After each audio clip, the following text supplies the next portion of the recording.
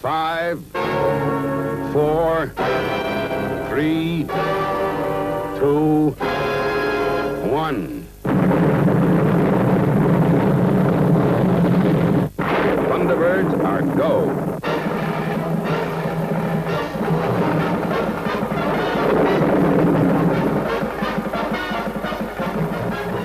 Ah, yes, Mr. Tracy. No one can ever forget the Thunderbirds. Welcome to the best of children's television of the 1960s. This is a nostalgic look at some of the greatest programs from a decade that started in black and white and finished in glorious color. Among the classics, you're going to see Fireball XL5, Crackerjack, Blue Peter, Tales of the Riverbank, Supercar, and Jackanory. Be very careful as well. A lot of people have given their ages away accidentally by saying, "Oh yes, I remember that." Sit back with me and enjoy a trip to the 60s. More Thunderbirds later, but first, this.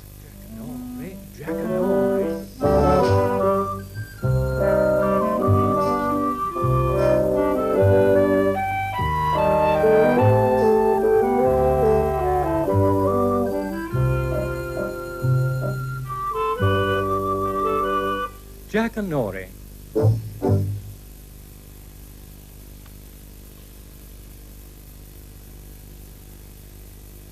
Hello. Every day this week, I'm going to tell you a different story. And these come into today's story. Do you know what it is?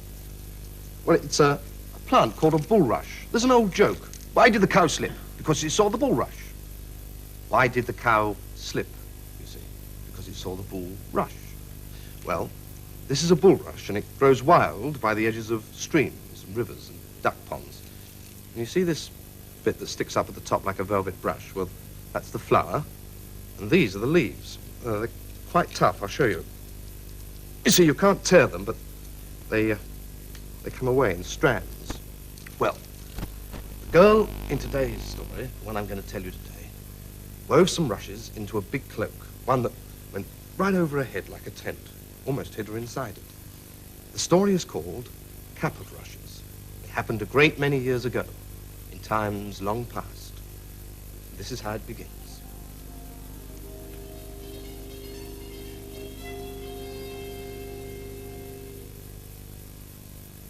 There was once a very rich gentleman, and he lived in a castle with a lot of fine lands. He had 3 daughters, whom he loved very much. The one he loved most was the youngest, and he liked to give them presents, and her particularly. And he gave her 3 dresses. One was of silver cloth, the second was of beaten gold, and the third was made of the feathers of all the birds of the air. Now one day, the man called his 3 daughters together, and he asked the first, "Daughter, how much do you love me?" And the first daughter answered straight away, "As much as I love my life." "That's good," said the man. Then he asked the second daughter, "Daughter, how much do you love me?" And the second daughter answered straight away, "Better than all the world." So he asked the youngest daughter, "Daughter, how much do you love me?" And she thought for a bit how she could answer him. And after quite a bit of thinking, she said, "I love you as much as meat loves salt." Now, her father wasn't very pleased with this reply. It didn't sound very good. Salt's a very ordinary thing. She'd taken a long time to think up her answer. So he got very angry and he said, "You don't love me at all. You can't stay in my house anymore. Now take your things and leave. I never want to see you again." Now the poor girl, feeling very sad that she couldn't please her father, whom she loved very much, packed up her 3 fine dresses in a big trunk, the one of silver cloth, the one of beaten gold, and the one made of feathers of all the birds of the air. Saying goodbye to her sisters, she left her father's house forever.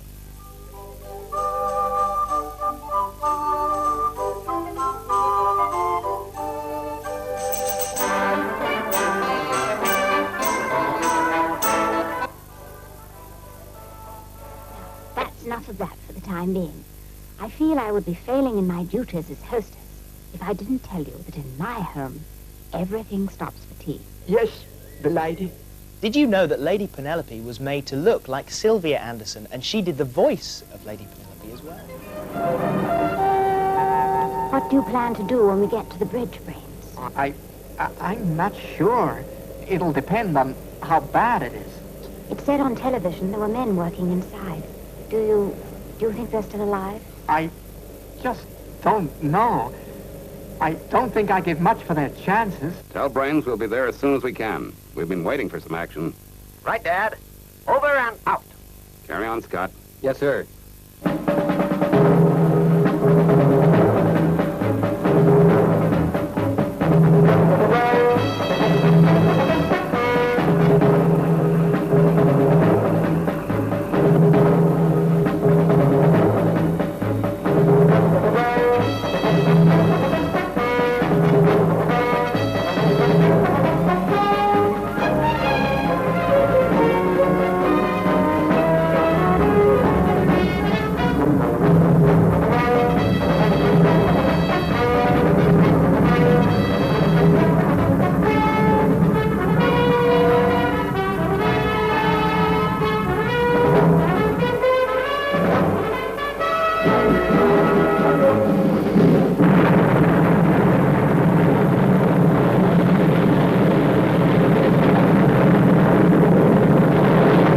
Changing to horizontal flight.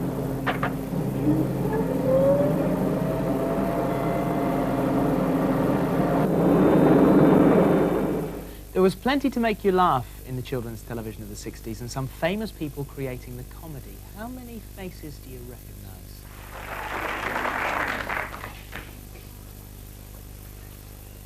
Good morning, schools. Have you got the special scientific apparatus ready for our science lesson? It consists of a pencil. Today, we're going to learn about a weighty matter, gravity. So let's get right on with our experiment. Pick up the pencil in your right hand, though if you're left-handed or suffer some disability, one of the others will do just as well. You'll find it best to hold your pencil between the fingers. Hold it firmly, but there's no need to squeeze. And don't play with it. I'm not playing with mine. Right, well, let's pick up our pencils and raise them to an altitude of about 12 inches above the top of the desk, making sure that there's no obstruction underneath. Now, by gently moving your fingers apart, release your hold on the pencil. Did you notice what happened? Your pencil fell. Mine did. Did yours? It should have done. If your pencil refuses to fall, something may be wrong. Perhaps you're not letting go hard enough. Right, well, let's all pick up our pencils a second time and let them fall a second time now, just to get an average. Well, why does your pencil fall? It falls because it is attracted by a force. We scientists call this force gravity. G-R-A-V-Y, gravity. And gravity was invented by a famous scientist called Sir Isaac Newton. Well, that was 300 years ago now, so he'll be dead. But remember, if you do ever forget what gravity is, just pick up your pencil and let it drop. Goodbye.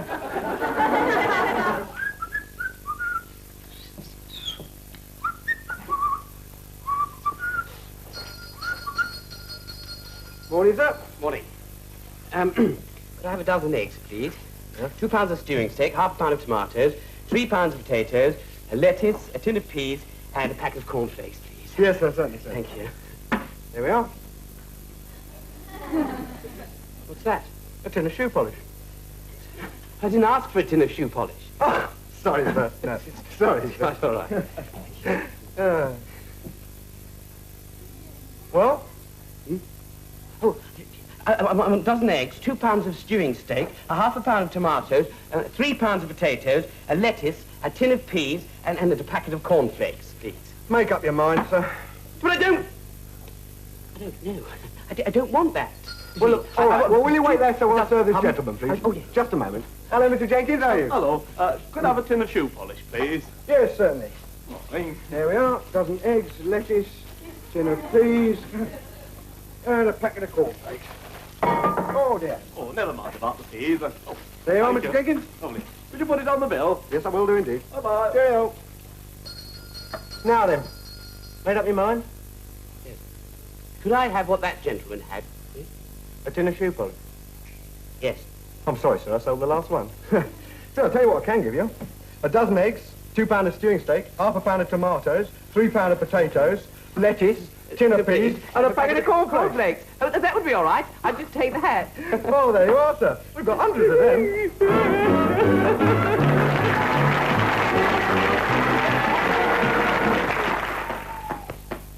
Oh, who goes there? Friend or foe? There!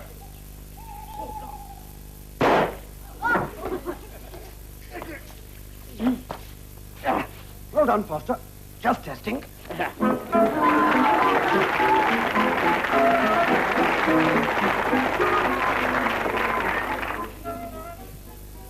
Hello. Once a week for the next 14 years, I'm going to elaborate on well-known phrases or sayings in common parlance. Today's phrase is, sticks and stones may break my bones, but words can never hurt me. Do you remember the name of the cartoon space travelers that used to appear on Blue Peter? We've got 2 seconds. Bleep and Booster. Now you can watch whole stories on this video, which also features their cousins. What were they called? Blink and Twink. Remember them? No, neither do I. Bleep and Booster, of course, were experienced space travelers. They'd boldly gone where no man had even thought of going. They were space traveling long before E.T. even thought of leaving home. Here's an extract to whet your appetite.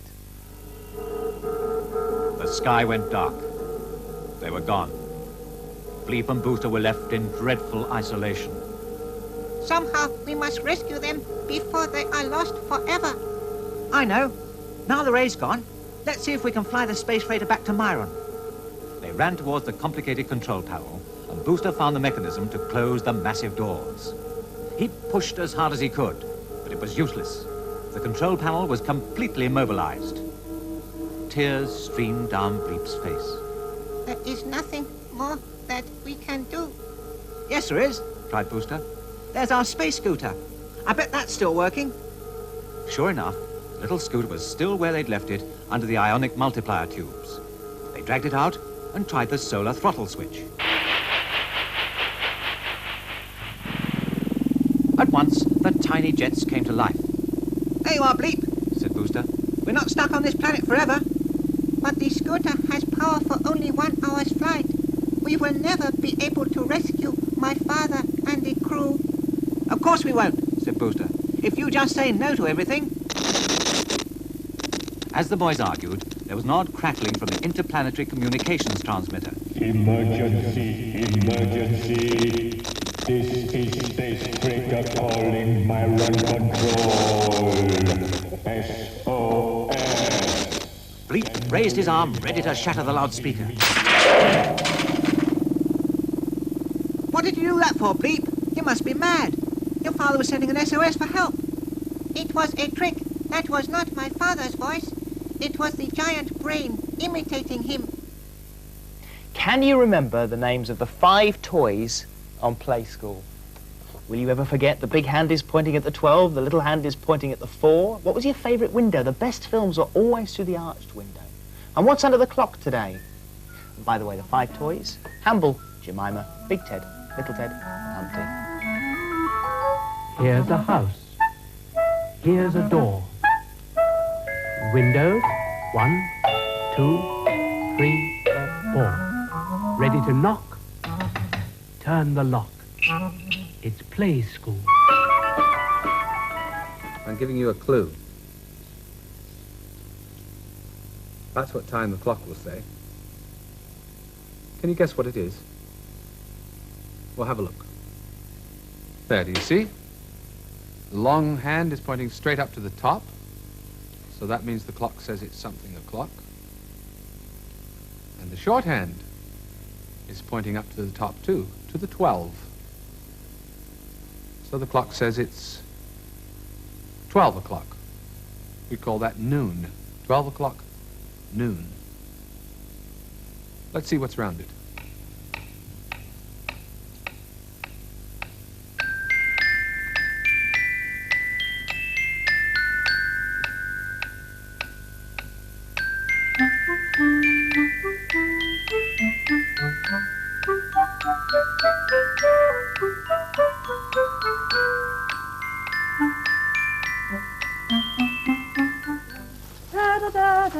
Hello.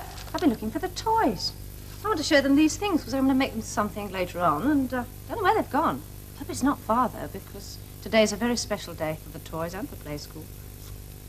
They're playing hide and seek. Are they? Yes. And they want you to find them. All right. I say, do I get any clues? Yes, one to start with. And while you're searching, I'll sing a song. Right.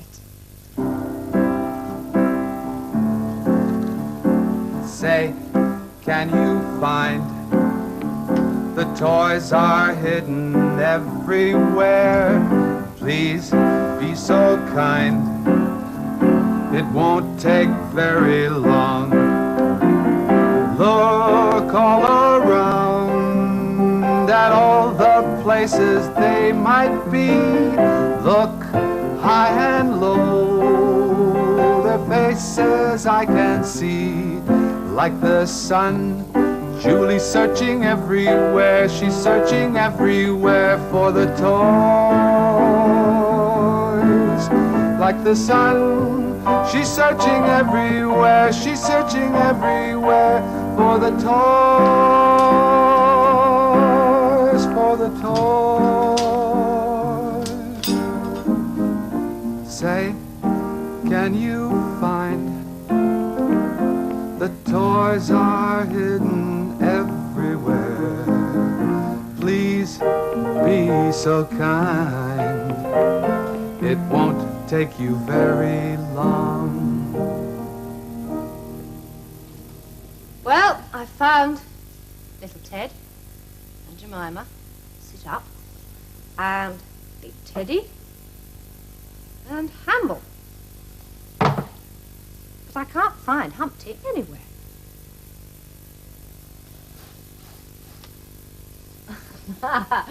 There he is. It's a good one, isn't it? Certainly is. Very good. Very good indeed. You sit there, Humpty. Well, we don't have to look for our calendar, because there it is. And it's Monday. And the month is April. And that number is 21. So today is Monday, the 21st of April. It's Friday, it's 5 to 5, and it's... Ah, yes. Forgot about the pencils. Watch out in this for Eamon's three-piece suit. And also, if you were invited into the audience, you had to wear your school uniform.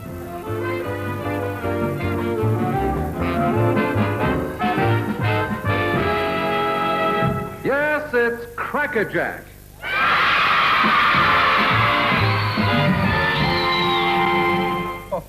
Oh, what a hooray at the end there. Yes, it is indeed, and you're very welcome to the last in the series, and we have, as usual, a list of surprises right from Bert Hayes and his music, which started us off to all the friends you know, and some special guests. Little patch beginning to appear, yes. The bowl leaks, you see, as you get up a bit. That's what makes it tough. You have to speed up. Can't stop all those. And, oh, coming up. No. You'll have to start again.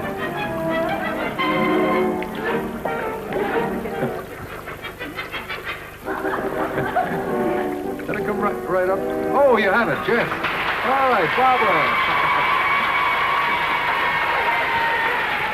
Right, there's your hockey stick, Barbara. You can let it run away, and there's some chocolates for you.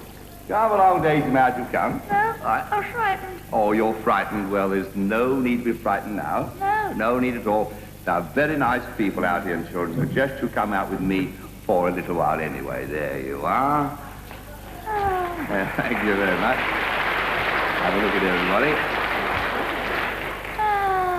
It's really nice here. Oh, you like it? Oh, I do. Oh, there we are, you see. Can you see anything to be afraid of? Yes, your clock is oracle. Quiet. How are you? I just told you. What? I don't feel very well. You really don't feel well? No. And you know something? No. I was sick in Sunday school last week. Sick in Sunday school? Oh, but you must never do that. Yes, you can. Can? I enjoyed it. Enjoyed it? Yes. There's a box in our Sunday school, Yes? and it says, all the sick. What happened? I did. I see. Who was the author of the book, The Swiss Family Robinson?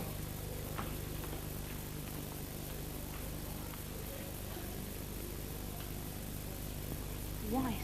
Weiss, good boy. Yes, J.R. Weiss. In which of Dickens' books do we read of Uriah Heep? Nicholas Nickleby. Nicholas Nickleby, no. Anybody know? David Copperfield? Yes? Oh, boy, oh, boy. Would you tell me, please, what is a dingo? Wild Dog of Australia. A wild dog of Australia, yes? My goodness, I'm running out of questions here.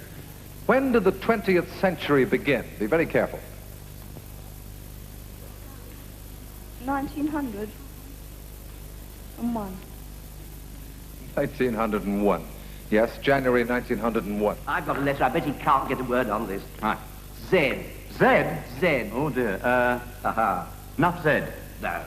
Sausage and mash. Oh, no. I've got it. What? Soda water siphon. Soda water siphon, don't be silly. That'd never work. Won't it?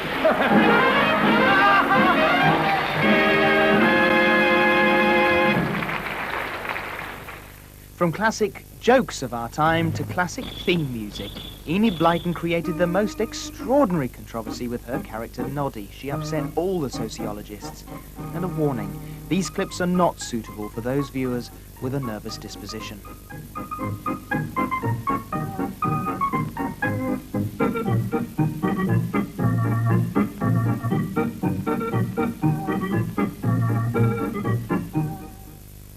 now, all I have to do is to press the little lever on the side and...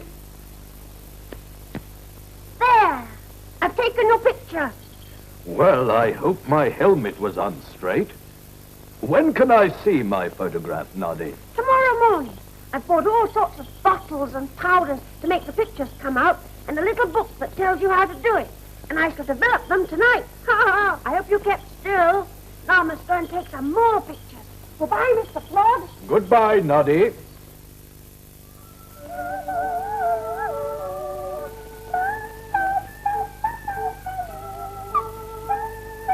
Oh! Here comes Angela Goldenhair. Wonder if she'd like her picture taken. Oh, hello, Noddy. What have you got here? It's my camera. Stand still, and I'll take a photograph of you. Oh, how lovely. I'll go home and put my best dress on. No, I want to take it now. Don't move. Oh, wait a minute. I want to pull up my shoelace first.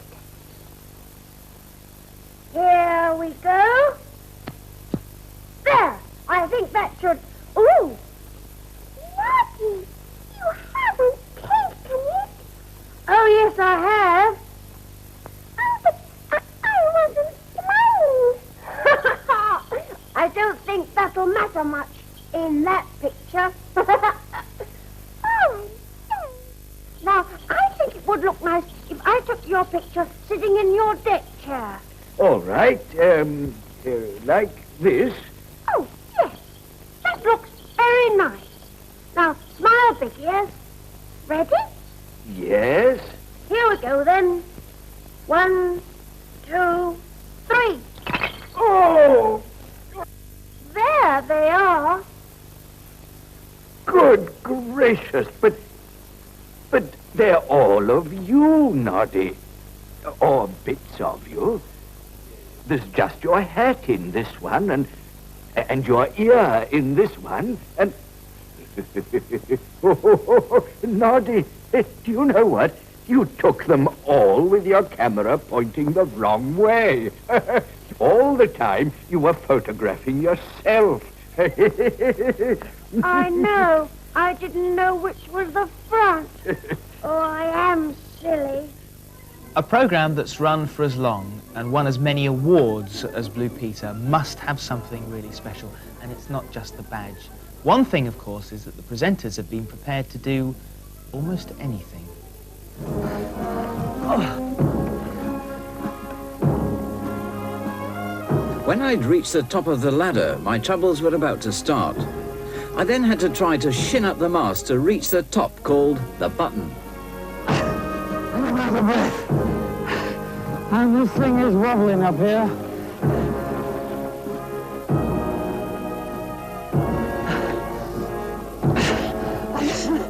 I don't think I'm going to do very much.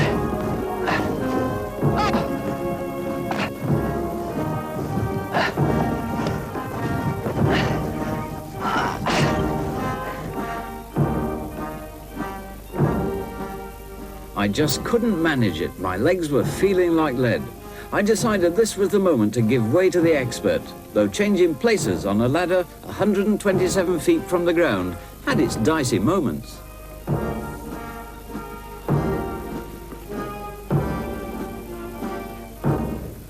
Get down, Val.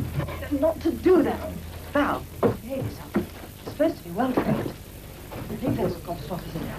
Oh, goodness me, go down. Could I have some extra strong mints, please, and some golden syrup? Val! Here's a sip. Thank long life. Oh. Goodness, it's hard work doing the shopping with the lion. There you are. 5 shillings. Thank you. Look what I brought you. Yes. There you are. Isn't that beautiful? Are you going to be good? Come with me. Are you going to be good? Are you going to be good? Yes, yes, yes, yes. You must pause the dangers.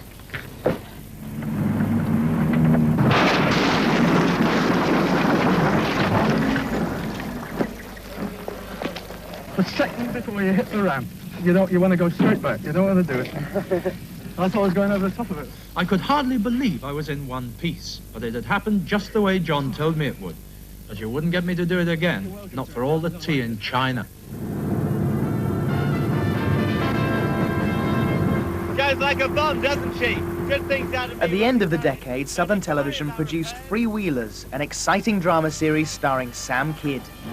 I'm going straight now. I haven't done a job for 10 years. You're going to be a bit rusty then, because I've got this job for you to do. You better find somebody else. There's nobody else for this sort of job, Oh, I've had enough of this. Drop me at the next bus stop. Oh, don't be a drag. Look, I want to get to art school alive. I want to get out.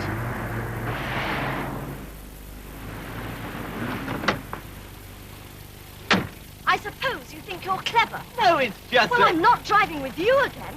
It's not funny driving like that. All right, be like that.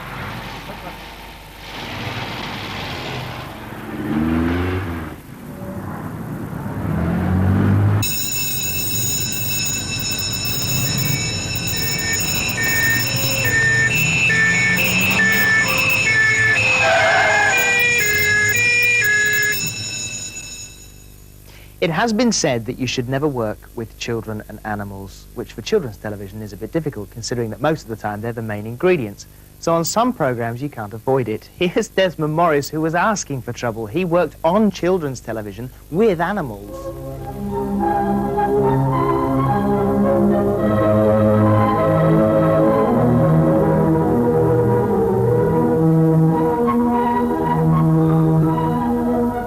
I do want to show you today how to set up an aquarium tank. I've got all the equipment here, all the tubes and bits of plant and so on, and we will try and do this, but, oh, what's the trouble? Excuse me. On my best carpet? Red ink? What sort of red ink?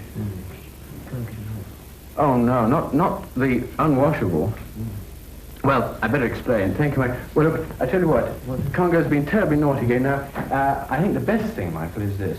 If he's a very good boy, he can come and sit on the end of the table there and just play with perhaps one of his toys. But he must be good, or he'll have to... All right. Oh, this is terrible. You know, that's... Come along, Congo. Come and sit. What's that hat? Oh, this is something else. Congo, what's this? What have you done with this? Look, this is the inside. You've taken it out. You know, this hat belongs, I'm afraid, to the director of the program, and he left it up in my office. Where did you find it? In the waste paper basket. Well, I think perhaps we'd better move it out of the way. Now, Congo, you must be good today. because I'm going to tell people how to... What's under there? I'm going to tell people how to set up an aquarium tank, and if I can possibly get through it without too much interruption from you, I shall be very lucky. Now, first of all, we've got to fill the aquarium tank, and to do this, we have to have a lot of rubber tubing. Now, the best way, of course, is to put one end of it in the, not in your mouth, Congo, in the tap. You have to attach one end of it to the tap, of course, and the other end you put into the tank. But unfortunately, we haven't got a tap near enough today. So what I'm going to do instead is to use a bucket of water and just pour it straight in. Now, if you have to do this, it's very important to put your plants in first. So I'm going to put my plants, these are very valuable incidentally, and they're not to be eaten. Congo. Look, now you go and sit over here and be good, right? Now, I'm going to put the plants in the...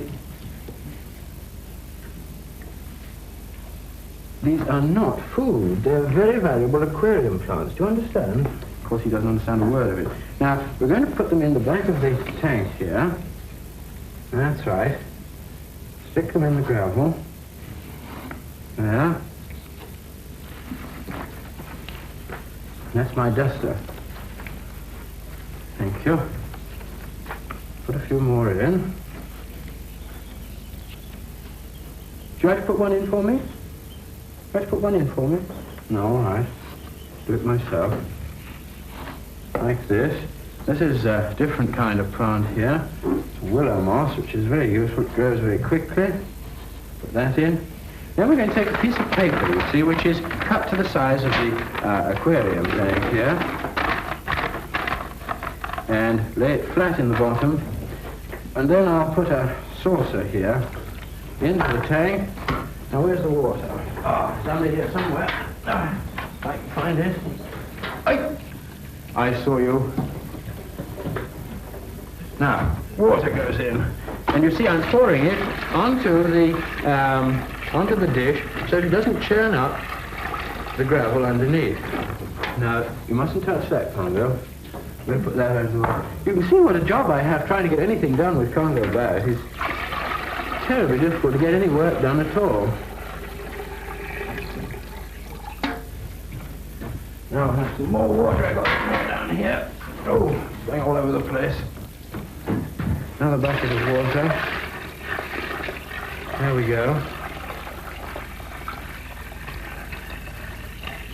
Pour it in very gently, and by pouring it onto that basin, I prevented the gravel from getting churned up.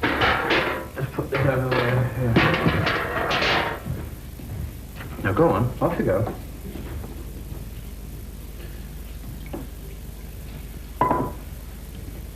Now we can take out the paper.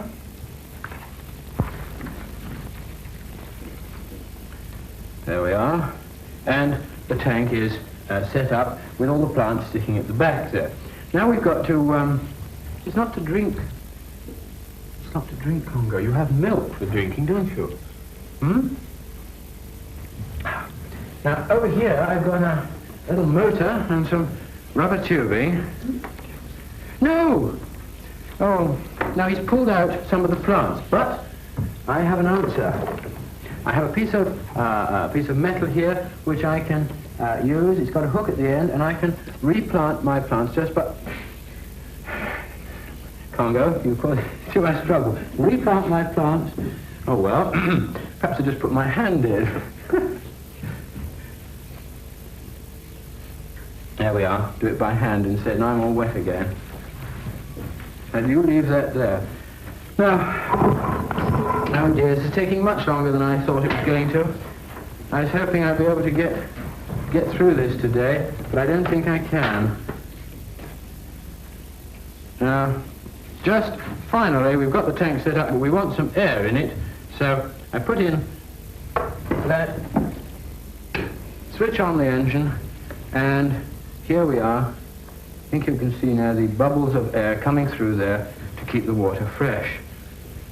Well now, let's leave the aquarium tank at this point. I find it terribly difficult to concentrate on anything, you know, when Congo's about. He seems to take my mind off things.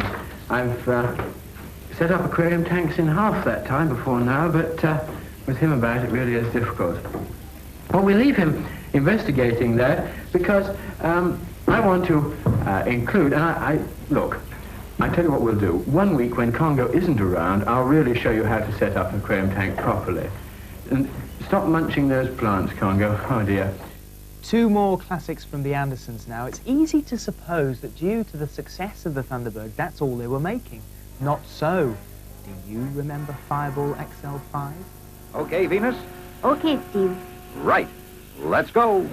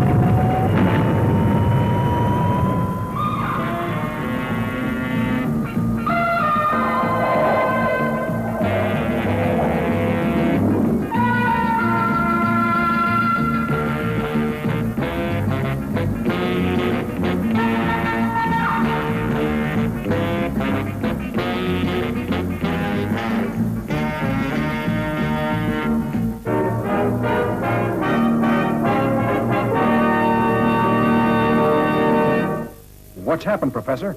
The interceptor exploded before it reached the target. It was exploded by radio waves. There must be a crew on board. Yeah, a suicide crew.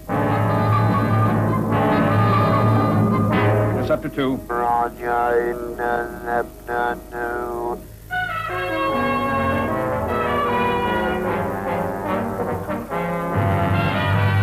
Finish. Switch on jamming beam. Will do, Professor. 10 seconds.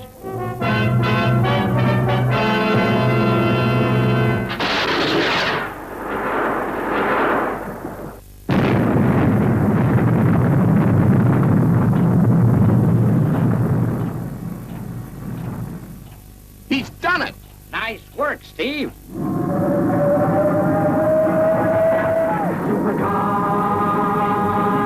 Supercar, with Billy and Ray, faster than we, watch it flying through the air. It travels in space or under the sea, and it can journey anywhere. Supercar, supercar, it travels on land or on the sky, through the heavens' mighty rain. It's Mercury Man, and everyone cries, it's the marvel of the age. Supercar, supercar, supercar!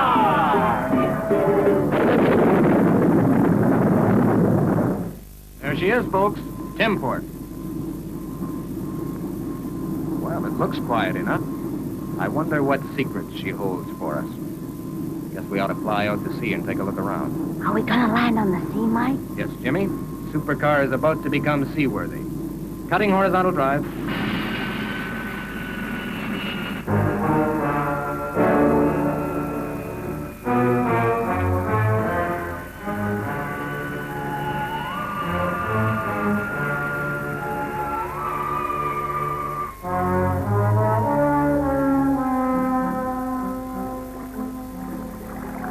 Switching to turbo drive. The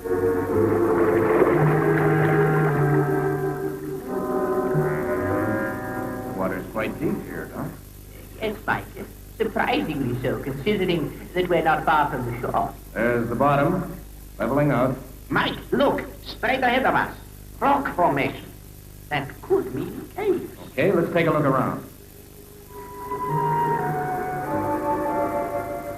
Here's a program that didn't rely on technical jiggery-pokery or special effects, just the peace and tranquility of the riverbank. 3 principal characters, a guinea pig, a rat, and a hamster.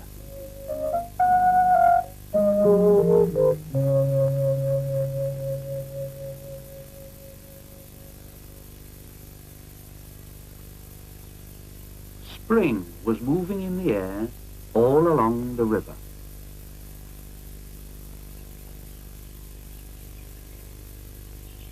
The trees that snuggled by its banks were busy budding.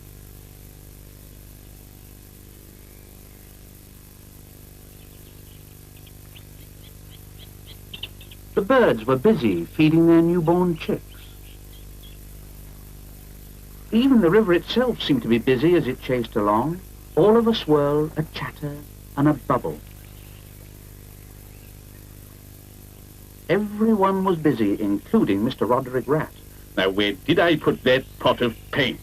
And Mr. Guinea Pig. Well, it should go now, all right. And, of course, Hammy the hamster. Well, that's got the seeds planted, though I'll just wash myself up a bit.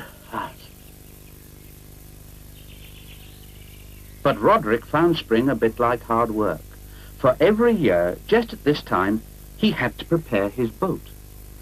He had to clean it inside out and all the way back again.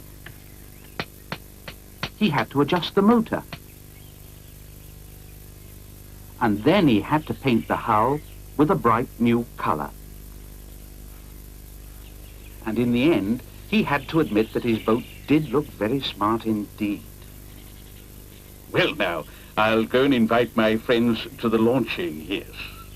And he hurried indoors to write the invitations. First, Hammy poured an acorn cup of best bluebell wine over the bow.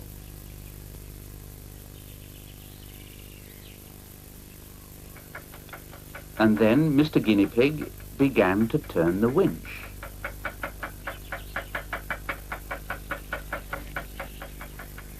Roderick's boat slid down to the water. Roderick suggested they have a picnic in his boat and hurried off to pack the basket. Oh, jolly good chap, that Roddy. I could just do with a meal.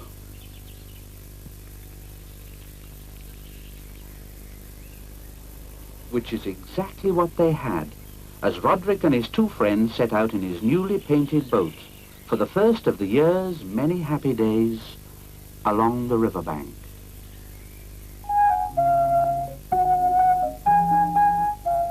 There you go, that's your trip through the 60s, some great memories. If you want to relive some more children's television classics, remember the other programs in this series, the best children's television of the 70s and the 80s. In the meantime, we'll leave you with this. Have you got a piece of chalk? A piece of chalk? Oh yes, some chalk. You're ready? Yes, all right. Right, put 1 O. 1 O, yes. Put 2 O's. 2 O's, Put yes. 3 O's. Oh, 3 O's, Put yes. 4 O's. Oh, well, yes, 4 O's. Put 5 O's. Put 6 O's. Put 7 O's. Potatoes! What was that? Potatoes. Oh, yes, potatoes, yes. Oh, I see.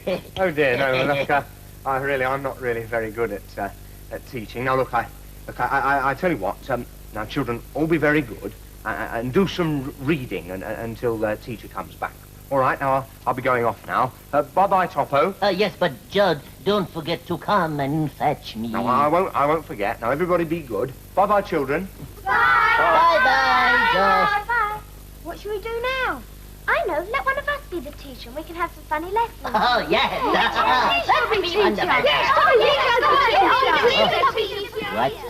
What is all this, children? That's teacher's apparition. Apparatus.